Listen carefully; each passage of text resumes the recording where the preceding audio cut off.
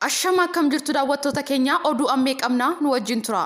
Mariin mootummaa fi woboo milkii malee xumuramu mootummaan federaalaa ibsa. Marii lola waraana bilisummaa Oromoo fi mootummaa federaalaa goolabamuuf geggeeffamaa ture milkii malee xumuramu mootummaan Itoophiyaa beeksise. Mariin nagaa qaamolee lamaaniin guyyootaaf Taanzaaniyaa magaalaa Dar es Salaamitti geggeeffamaa ture milkii malee xumuramuu kan beeksisan gorsaan dhimma nageenyaa ministeera muummee kan ta'an Ambaasaadder Reedwaan Huseen.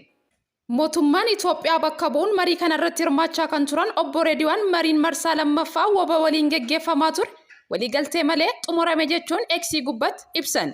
Mootummaan federaalaa lola kutaalee Oromiyaa gariin keessatti geggeeffamaa tureen dararaa mudate goolabuu barbaade ture kan jedhan obbo Reedwaan mataa jabinna qaama isaa kan biraa waliigaltee malee xumurame jedhan. Dhimma kanarratti ammatti gama waraana bilisummaa Oromootiin ibsi kenname hin jiru.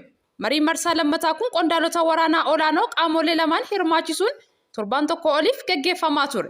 Ta'us dhimmootiin mariif dhiyaatan maal akka ta'e dabalatee adeemsa matichaa irratti hanga har'aatti odeeffannoon gahaan hawaasa bira gahaa hin turre. Adeemsi danqaa uumuu fi fedhiin dhugoomuu hin dandeenye garee kan woboo qabatee milkaa'ina dhabuu mariiwwan kanaaf sababaadha.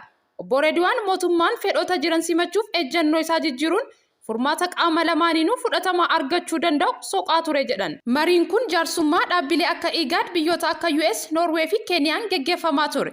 Ajajaan waliigala woboo Kumsaa Dirribaa marii kanarratti argamuu isaa dabalatee sababoota adda addaaf marii alanaa milkiin goolabama abdii jedhu guddaa ture. Obbo Reedwaan ibsa baasan keessatti xumurri marichaa akka eeggame ta'uu dhabutti gaabbuu ibsanii dhaabbileen marii kana qindeessaa turaniif biyya maricha keessummeessitti galateeffataniiru. Ajajaan olaanaan ABO Marroo Dirribaa Taanzaaniyaatti marii nagaa irratti osoo jiranii tibbana marii karaa zuumii bakka bu'oota deeggartoota ABO waliin haasaa godhaniin Oromoon hojiin ijaaramuu qaba yaada jedhu dubbatanii ture. Waa'ee marii nagaa geggeessaa jiran ifatti kan hin dubbanne Jaal Marroon waan amma deemaa jiru kana sana jechuu hin barbaadu.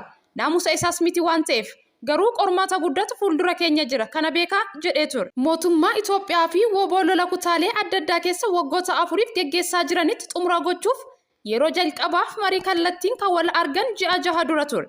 Marii jalqabaa Oddoola Zaanzibaaritti geggeessan wal hubannaa uumuu fi marii dabalataa haala mijeessuun goolabamus qaamoleen lamaan ibsanii ture.